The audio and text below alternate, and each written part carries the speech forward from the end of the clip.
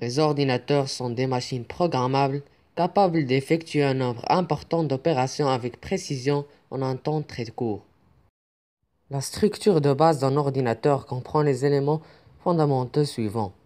Une unité centrale de traitement, unité centrale, unité de mémoire, appelée mémoire centrale, des unités de stockage, des unités d'entrée-sortie, un système de bus permettant à véhiculer l'information entre l'unité centrale et les autres unités.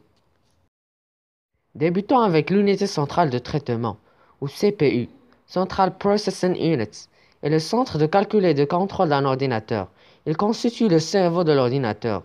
C'est elle qui réalise toutes les opérations demandées et les matérialisée physiquement par un circuit électronique appelé microprocesseur. La mémoire centrale est un organe de l'ordinateur permettant d'enregistrer, de stocker et de restituer les informations.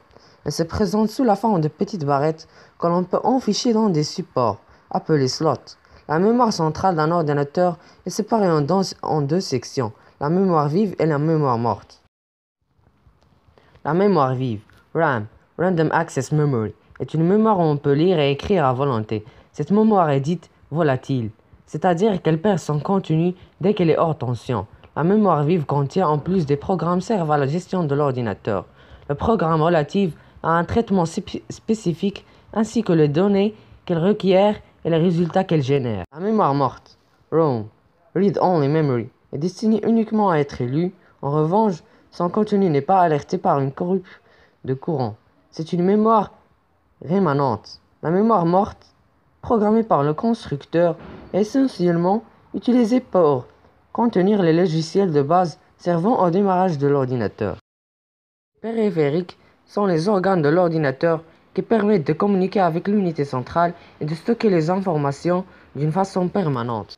Il y a trois types de périphériques, et qui sont les périphériques d'entrée, comme le clavier qui permet la saisie des informations textuelles et numériques, la souris qui est un périphérique de pointage servant à déplacer un curseur sur l'écran. Elle permet de transmettre des ordres grâce à ses boutons, et comme le scanner et le microphone. Les périphériques de sortie, comme l'écran qui permet de visualiser les informations, et l'imprimante permet d'imprimer des documents sur papier.